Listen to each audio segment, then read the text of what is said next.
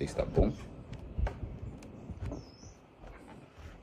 Então, a carta de número 3, escrita em quinta-feira, 14 de junho de 1984, às 15h26. Querido Bond, adivinha só, hoje eu corri a colina 2 vezes sem parar. Grande coisa, hein? Bem, pra mim é. Seu velho está ficando magro e forte. Enfim, vamos começar. Primeiro quero revisar rapidamente o que já sugeri para você até agora. Eu sugeri que você faça 1 hora de corrida todas as manhãs, logo depois de acordar, 6 dias por semana. Eu sugeri que você coma 3 frutas por dia. Eu sugeri que você coma uma tigela grande de cereal com farelo todos os dias. Agora vamos além disso. Alimentação. O que mais você deveria fazer da sua parte da dieta diária? Bem, uma coisa é certa, você deve comer muitos vegetais. O que eu sugiro é o seguinte: arrume algum tipo de saco plástico ou recipiente e todas as noites antes de dormir, corte vários vegetais frescos e coloque nesse recipiente. Depois, coloque o recipiente na geladeira. Então, pela manhã, quando estiver saindo de casa, você pode simplesmente pegar seus vegetais e comê-los ao longo do dia. Aliás, não dê ouvidos a todo aquele lixo que diz que não se deve comer entre as refeições. Você deve comer entre as refeições, sim. Na verdade, 6 pequenas refeições são muito melhores do que 3 grandes refeições.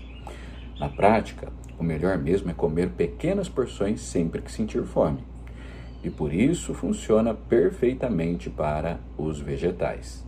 Apenas leve seu recipiente com você e coma um pouco sempre que sentir fome. Isso ajuda muito a evitar o cansaço, porque mantém um nível de açúcar no sangue relativamente estável. Aviso: não dependa da sua mãe ou de qualquer outra pessoa para comprar ou cortar seus vegetais. Você deve desenvolver uma atitude independente e forte. Quando você depende dos outros, você cria desculpas para o fracasso. Por exemplo, não foi minha culpa, ela esqueceu de comprar meus vegetais. Não se coloque nessa situação. Dependa de si mesmo. O que mais comer? Até agora temos frutas, vegetais, cereal com farelo. O que mais? Uma coisa que acho que você deveria fazer é beber um grande copo de leite desnatado todos os dias. Isso lhe dará cálcio, proteína e outros nutrientes importantes. Mas ainda precisamos de mais proteína. Você obterá alguma proteína do leite, mas não será suficiente. Você também deve comer pelo menos 1 porção de carne magra ou frango por dia. Hambúrguer também está bom. Ovos, pegue leve com ovos. 2 ou 3 por semana já é suficiente. Eles contêm bastante colesterol e isso, junto com gordura, pode sim entupir suas artérias. Algumas boas ideias. Aqui vão mais 2 sugestões. Compre uma caixa de farelo de cereal e misture 2 ou 3 colheres grandes no seu cereal. Compre proteína em pó. Você pode encontrar em lojas de produtos naturais e acredito que seja uma boa ideia adicionar um pouco à dieta todos os dias, especialmente para um jovem em fase de crescimento. Pense nisso como um seguro de proteína. Posso comer qualquer coisa? Na verdade, sim. Você pode comer praticamente qualquer coisa que quiser. Acho uma má ideia proibir totalmente certos alimentos, como sorvete, refrigerante, doces. Apenas use bom senso e moderação. E não se preocupe. Se você estiver correndo todas as manhãs, comendo frutas, comendo vegetais, seguindo uma dieta razoável, você não terá muito espaço nem vontade de enxergar um junk food. O plano do livro. Vamos fazer uma pausa. Vou parar de escrever daqui a pouco, porque está na hora da distribuição de correspondência. Sabe, Bond, estive pensando. Acho que vou precisar escrever cerca de 100 cartas para ensinar a você os fundamentos que quero transmitir. Isso deve dar em algo de 500 a 1000 páginas manuscritas. Essas cartas formarão o núcleo do livro que quero escrever. Depois disso, meu plano é 1. Cartas para Bond, 3 meses. Anotações de outros livros, 2 meses. Estrutura do livro, 1 mês. Primeiro rascunho, 2 meses. Versão final, 1 mês e meio. Revisão final, o polimento, um mês e meio também. O total aproximado serão 11 meses. E olha, essas são apenas estimativas. Meu objetivo é terminar o livro em cerca de 10 meses de trabalho sério, mais ou menos, o que significa que talvez esteja pronto no meio de abril do próximo ano. Veremos. Mas uma coisa é certa, este é o melhor lugar que já estive para escrever e ficar saudável. Sinto que estou ficando mais produtivo a cada dia. Talvez eu tenha que cometer algum novo crime federal a cada 2 anos para terminar meus livros. Brincadeira. Estranho. Normalmente o correio já teria chegado, mas hoje está atrasado. Vou continuar esperando. Fui interrompido pela chamada do correio e agora eles estão fazendo a contagem. Contagem é quando eles nos contam para garantir que todos os presos estão aqui. Eles fazem isso com frequência. Voltando ao assunto. Agora que eu espero que você esteja fazendo sua corrida matinal, se alimentando corretamente, quero falar sobre outros exercícios além da corrida. Na verdade, não preciso dizer muito agora, porque você provavelmente está indo bem na Questart. Como sempre digo, ainda estou apenas começando e falarei sobre exercícios com mais detalhes depois. Mas, por enquanto, quero que você se concentre em desenvolver seus braços. Tudo que você precisa fazer são presses e curls, rosca. Não acho desejável ter um corpo de fisiculturista. Em geral, as mulheres não se sentem atraídas por músculos exagerados. Eu, pessoalmente, também não gosto desse tipo físico. Acho que um homem parece melhor quando ele está magro, definido e forte, não inchado e exageradamente musculoso. No entanto, acho uma boa ideia desenvolver braços fortes e musculosos. Existem 3 razões para isso. Primeiro, é útil ser forte. Segundo, mulheres tendem a se sentir atraídas por homens definidos com braços fortes. E terceiro, na prisão, braços grandes podem evitar muitos problemas. Falarei mais sobre isso amanhã. Por enquanto é só. Eu te amo e boa sorte, Gary, 16:37, sinceramente, Gary Albert. Então tá aí, a leitura da carta de número 3. Todos eu vou fazer a leitura também aqui ao vivo para colocar no vídeo para vocês, tá? Então agora vamos para a apresentação do resumo comentado via podcast. Falou, até mais.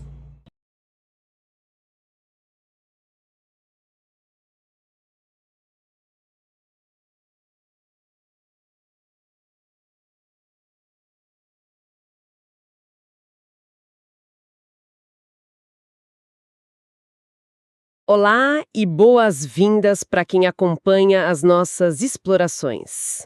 Hoje nós temos em mãos um material que, olha, desafia bastante as nossas noções de onde a sabedoria prática pode surgir. Com certeza desafia. Nós vamos analisar o capítulo 3 de uma série de correspondências que ficaram conhecidas como as Cartas de Boron, ou The Boron Letters. E o cenário é bem específico. Nós estamos no dia 14 de junho de 1984. O autor, Gary C. Halbert, está escrevendo para o filho dele, o Bond. E a questão central aqui, que dá um peso monumental para essas palavras, é de onde ele está escrevendo. Exatamente. Porque ele não está em um escritório chique ou em um retiro no campo meditando, sabe? Ele está escrevendo de dentro de uma prisão federal nos Estados Unidos. Pois é. E a nossa missão, nesta análise profunda de hoje, é extrair os conselhos de saúde, de mentalidade, processo criativo e, claro, sobrevivência, que estão totalmente codificados nessas cartas. Certo, vamos desempacotar isso, porque a ironia dessa situação é palpável. Temos um homem privado da sua liberdade física, ditando regras rigorosíssimas sobre como alcançar a verdadeira independência na vida. E essa ironia é fundamental para a gente entender o peso do texto. O ambiente prisional atua como um filtro brutal para o pensamento humano. Quando a gente retira o conforto, a autonomia de ir e vir e todas aquelas distrações infinitas que temos no mundo livre, o que sobra é a necessidade absoluta de focar no que é essencial. Sobra a sobrevivência nua e crua, né? Exato. Restrições muito severas frequentemente forçam uma clareza de pensamento que o conforto simplesmente não consegue produzir. O Gary não está passando adiante teorias abstratas de autoajuda. Ele está construindo um manual prático de sobrevivência física e psicológica para o filho, escrito a partir de um lugar onde a margem para erros ou ilusões, não existe. A urgência na voz dele reflete muito essa realidade. E sabe, essa urgência já fica muito clara logo no primeiro parágrafo. Ele faz questão de anotar a data e a hora exata da escrita. Ele coloca lá, quinta-feira, 14 de junho de 1984, às 15h26. A carta abre com um tom quase juvenil, assim, uma celebração de verdade. Uma pequena vitória no meio do caos. Sim. Ele conta para o filho que conseguiu correr o que ele chama de a colina 2 vezes sem parar. E ele mesmo reconhece que, para quem está do lado de fora, isso pode parecer muito pouco, mas para ele, ali dentro, é um marco gigantesco. Ele relata que está ficando mais magro, mais forte e que essa vitória física diária é o grande pilar do dia dele. É o alicerce. Isso. E a partir desse triunfo pessoal, ele revisa a rotina que já tinha passado para o bonde. Ele recomenda que o filho corra 1 hora por dia, 6 dias por semana, pede para ele comer 3 frutas diariamente e avisa para não esquecer da tigela de cereal com farelo, o famoso bran, logo pela manhã. Sabe, essa abertura serve a um propósito muito claro, um propósito duplo. Ao relatar a própria vitória na colina, ele estabelece autoridade através do exemplo. É aquela velha máxima da liderança. Ele não está pedindo ao filho algo que ele mesmo não esteja disposto a sofrer para fazer. Ele faz primeiro. Isso. A mensagem nas entrelinhas é muito direta. Se um homem confinado consegue encontrar espaço e disciplina para fortalecer o próprio corpo, um jovem em liberdade não tem desculpas. E além disso, essa fundação inicial que ele descreve com os exercícios aeróbicos quase diários e a ingestão pesada de fibras vegetais através das frutas e do farelo é uma tentativa clara de ancorar o filho em uma rotina previsível.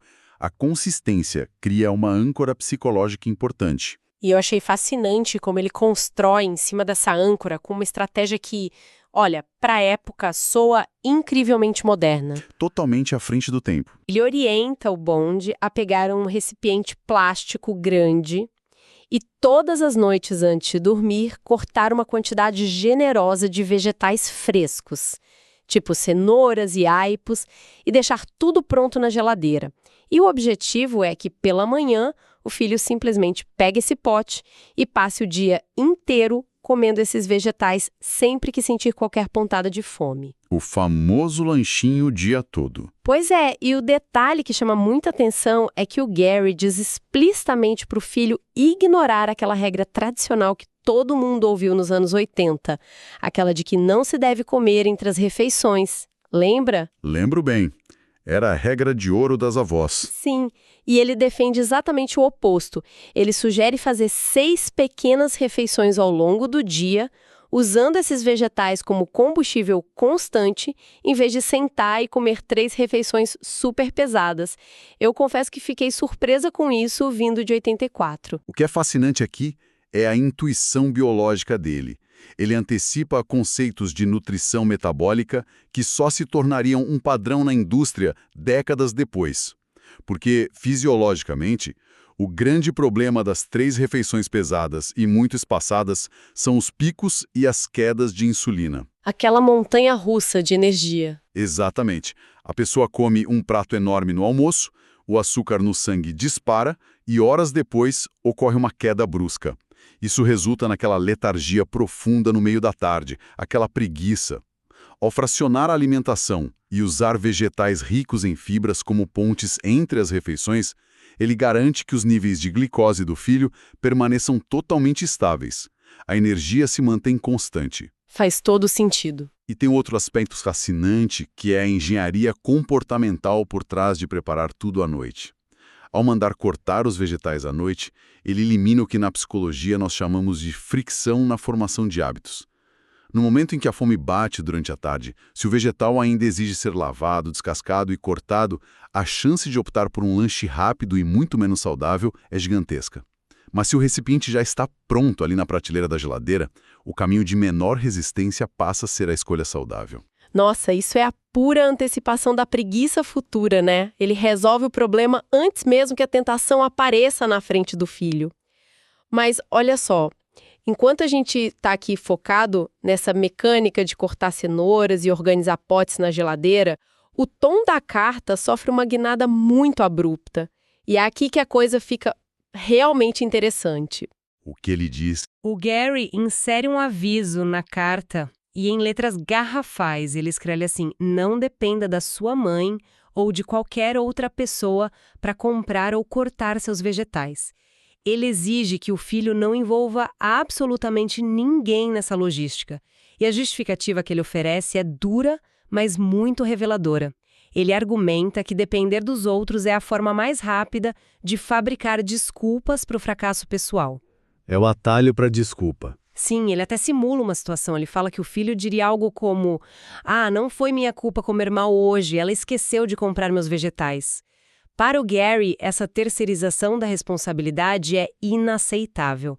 A ordem é depender única e exclusivamente de si mesmo. E perceba como ele eleva uma simples instrução culinária a um verdadeiro tratado filosófico sobre autorresponsabilidade. Se conectarmos isso ao panorama geral na psicologia, nós usamos o conceito de locus de controle para explicar esse tipo de comportamento. Imagine quem está ao volante de um veículo. Certo. Se um pneu fura em uma estrada muito esburacada, uma pessoa com um locus de controle externo vai imediatamente culpar o governo, vai culpar a prefeitura, a chuva, o clima. Já a pessoa com um locus de controle interno vai assumir que deveria ter prestado mais atenção na pista ou talvez trocado aquele pneu antes de viajar. Entendi. Ela traz a responsabilidade para si mesma. Exato. E o que o Gary está fazendo é forçar o filho a internalizar esse locus de controle de uma vez por todas. Ao proibir a participação da mãe na logística da dieta, ele elimina o ponto de falha externo. Se não há vegetais na geladeira de manhã, a culpa é inteiramente do bonde. E, considerando o contexto de quem está escrevendo, essa mentalidade é vital. Na prisão federal, apontar o dedo para os outros não altera o fato de que você continua trancado em uma cela. Ele está ensinando uma postura de independência extrema que serve para proteger o indivíduo contra a paralisia que o vitimismo causa. Essa transição de um conselho banal sobre dieta para uma lição de sobrevivência psicológica é o que torna esse documento tão rico para nós hoje. E voltando à questão nutricional por um momento, a dieta que ele arquiteta continua a se expandir, com regras bem específicas, bem datadas também. Sim, tem a questão do leite e das carnes. Isso. Ele recomenda um grande copo de leite desnatado todos os dias para garantir cálcio e proteína e reforça que o jovem precisa comer pelo menos uma porção de carne magra, frango ou até um hambúrguer diariamente. Mas aqui entra um reflexo muito claro da época, o alerta super severo sobre os ovos. Ah, o medo do ovo. Pois é, o Gary instrui o filho a limitar o consumo a no máximo 2 ou 3 ovos por semana. E para quem nos ouve, vale muito a pena contextualizar que nos anos 80, a hipótese lipídica dominava as diretrizes de saúde no mundo todo. Havia um temor absoluto de que o colesterol dietético presente nas gemas fosse diretamente grudar nas artérias, causando infartos e tudo mais. É importante lembrar como a ciência muda. Exato. Hoje a ciência da nutrição já reavaliou o papel do ovo e do colesterol dietético e a gente sabe que não é bem assim. Mas a intenção do Gary ali era fornecer a melhor proteção possível com base no consenso que eles tinham naquela década. Sem dúvida. A recomendação restrita dos ovos é um artefato histórico no meio do texto. Mas a lógica subjacente, que é a de buscar fontes de proteína de alta qualidade, permanece totalmente válida. Tanto é que ele vai além dos alimentos convencionais e introduz um conceito que ele chama de seguro de proteína. Seguro de proteína, eu adorei esse termo. É muito bom. Ele sugere que o filho vá a lojas de produtos naturais para comprar proteína em pó e adicionar ainda mais farelo àquele cereal matinal. Esse conceito de seguro demonstra um pragmatismo impressionante. O Gary entende perfeitamente que a dieta de um adolescente muitas vezes pode ser caótica. É quase uma regra ser caótica nessa idade. Pois é, Ao estipular a proteína em pó, ele cria uma rede de segurança para garantir que os blocos de construção muscular estejam sempre disponíveis no organismo do garoto, independentemente das falhas ocasionais que vão acontecer na alimentação do dia a dia. É um pensamento totalmente focado em criar sistemas de redundância. E a forma como ele lida com essas falhas ocasionais é, por incrível que pareça, a parte mais relaxada e tranquila de toda a carta. Porque quando ele aborda o consumo de junk food, tipo sorvetes, refrigerantes, doces, a postura dele quebra a nossa expectativa. Seria super natural esperar que um pai que impõe rotina de corrida todo dia e proíbe a ajuda da mãe cortasse o açúcar de forma impiedosa, né? Seria o caminho lógico para um disciplinador. Mas ele não proíbe nada. O Gary afirma que vetar totalmente alimentos considerados ruins é uma péssima ideia. A regra que ele estabelece é simples: use o bom senso e a moderação. A tese dele é fascinante. Ele diz que se o corpo já estiver correndo todos os dias e se já estiver saciado com frutas, aqueles vegetais contínuos e proteína de alta qualidade, simplesmente não vai haver espaço gástrico nem desejo compulsivo para exagerar em comidas vazias. Essa é uma abordagem incrivelmente sofisticada sobre o comportamento humano. A proibição total e restrita gera um efeito rebote quase automático. Quando um determinado alimento é demonizado e banido da rotina, ele ganha um poder psicológico completamente desproporcional. Ele se torna o objeto de desejo definitivo, vira o fruto proibido mesmo. A pessoa só pensa naquilo. Exato. O autor adota uma estratégia baseada na abundância em vez de focar na restrição. Ele satura o organismo com fibras que geram uma saciedade prolongada e com atividades físicas que regulam os hormônios de recompensa do cérebro.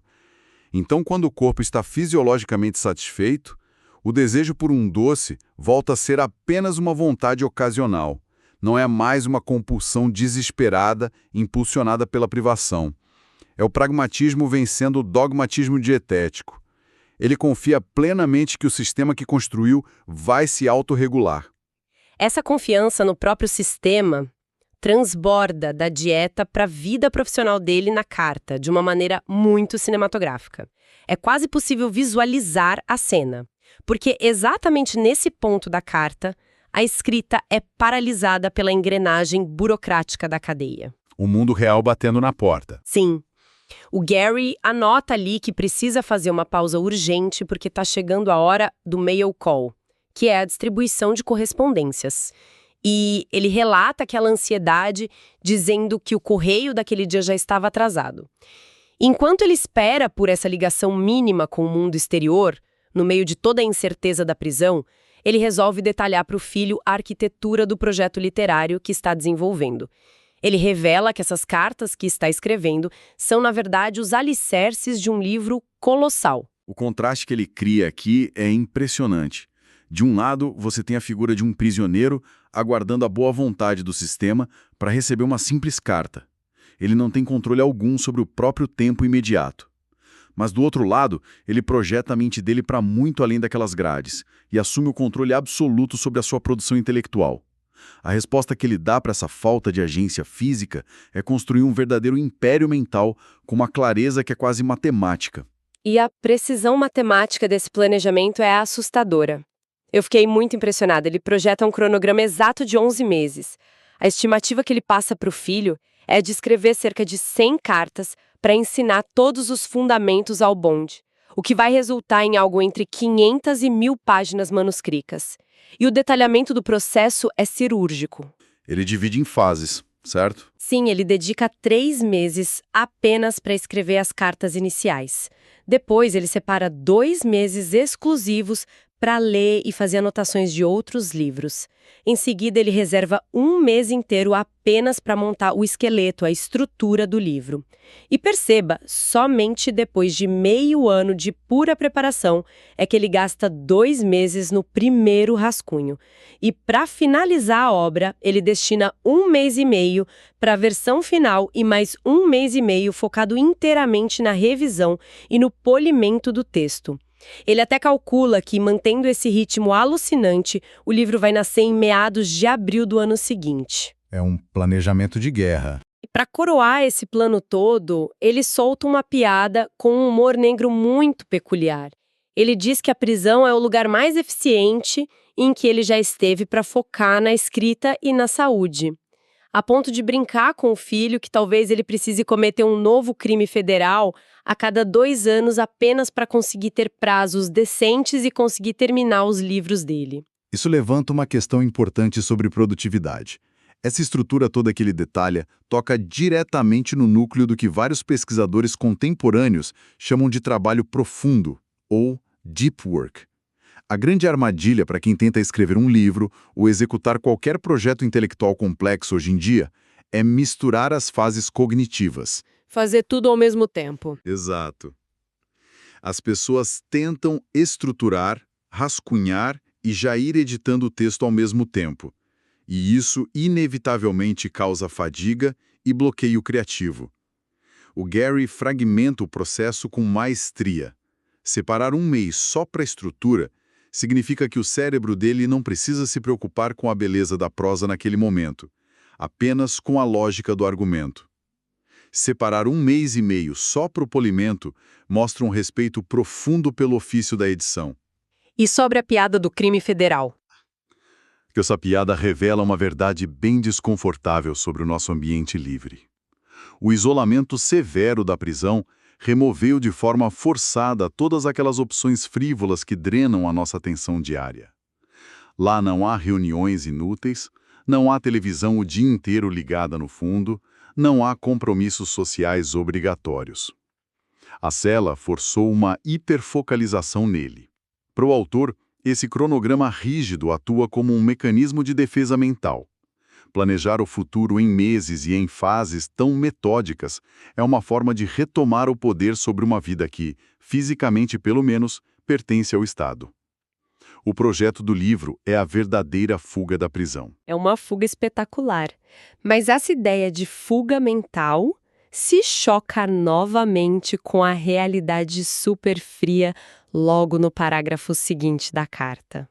A escrita sofre mais uma interrupção. O Gary retoma o texto avisando ao bonde que o correio finalmente chegou, só que logo em seguida os guardas realizaram a contagem. Ele até tira um momento para explicar para o filho o que é isso. É aquele procedimento tenso onde os agentes penitenciários verificam individualmente cada preso para garantir que ninguém fugiu. É um choque de realidade térmico para quem está lendo. É um lembrete constante de onde ele está. Exato. Uma hora ele é um autor genial arquitetando um best-seller de 1000 páginas. No minuto seguinte, ele é apenas um número, um detento sendo contado por guardas armados.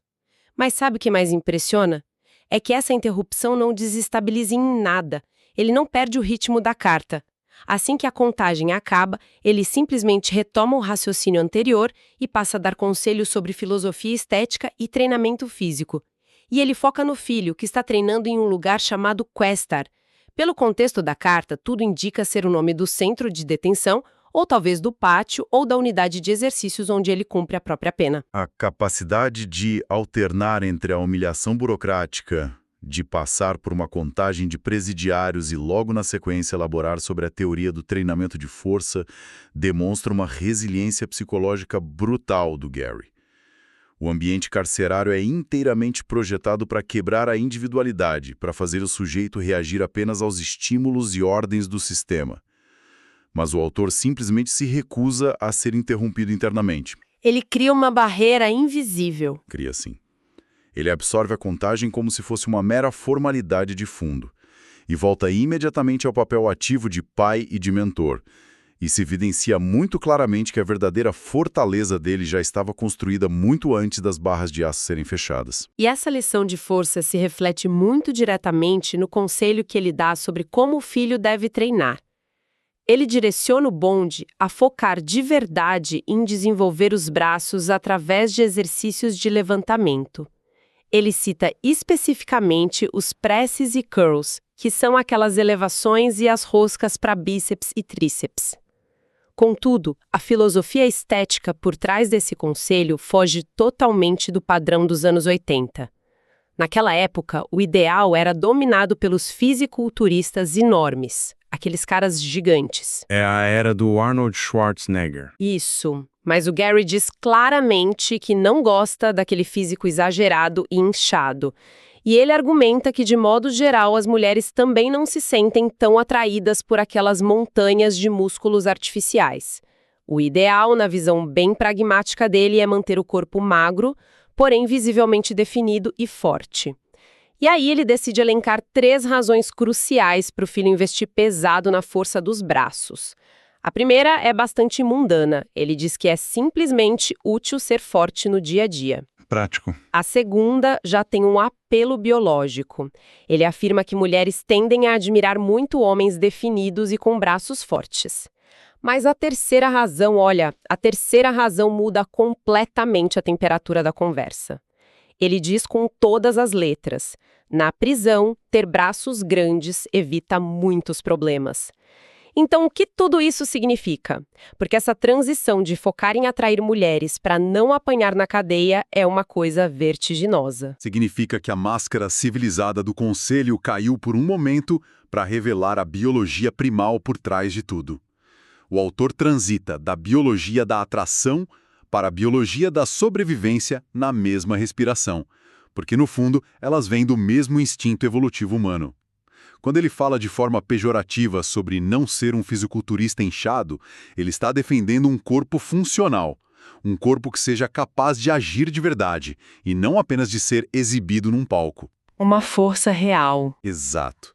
Mas essa terceira razão é a aplicação crua e direta da teoria dos jogos no pátio da prisão. Em um ambiente de confinamento masculino de altíssima tensão, a violência é uma moeda corrente.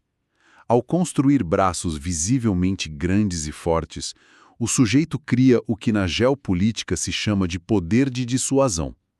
O predador, nesse ambiente carcerário, sempre busca a presa que oferece a menor resistência. O tamanho dos braços funciona como uma grande placa de aviso. É uma sinalização de que o custo de um confronto ali será altíssimo para o agressor.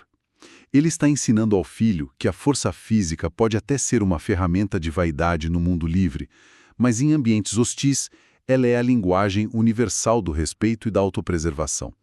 É um conselho que soa, acima de tudo, brutalmente honesto. E essa honestidade brutal permeia todo o documento, do começo ao fim.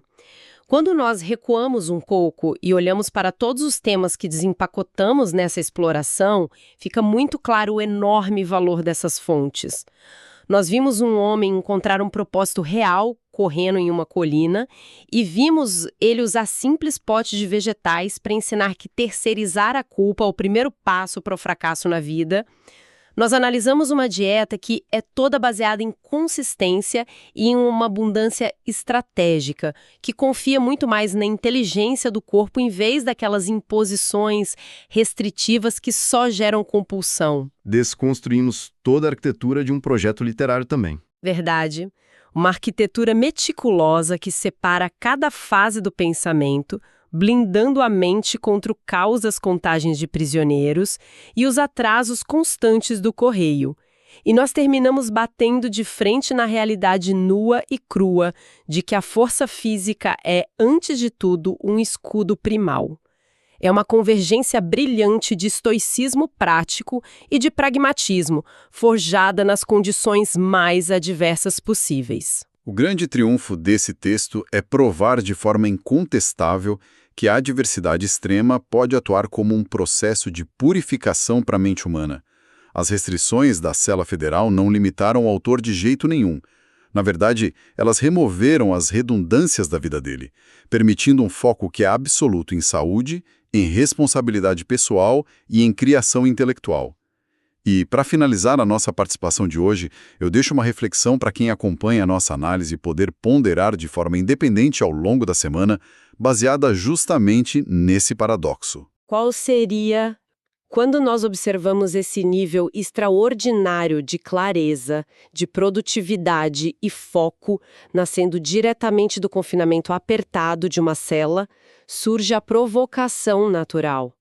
Até que ponto as infinitas distrações, a total ausência de atrito e os excessivos confortos da nossa liberdade atual são, na verdade, as grades invisíveis que nos aprisionam na procrastinação e nos impedem de executar os nossos maiores projetos? Nossa, uma reflexão fortíssima para encerrarmos o nosso encontro de hoje. Fica então esse convite para que cada um analise e repense as próprias grades confortáveis do dia a dia. Agradeço imensamente a companhia de toda a nossa audiência e mais este mergulho profundo nas fontes. A exploração das ideias ganha sentido de verdade quando é compartilhada com mentes curiosas. Continuem investigando, continuem questionando e até a nossa próxima análise.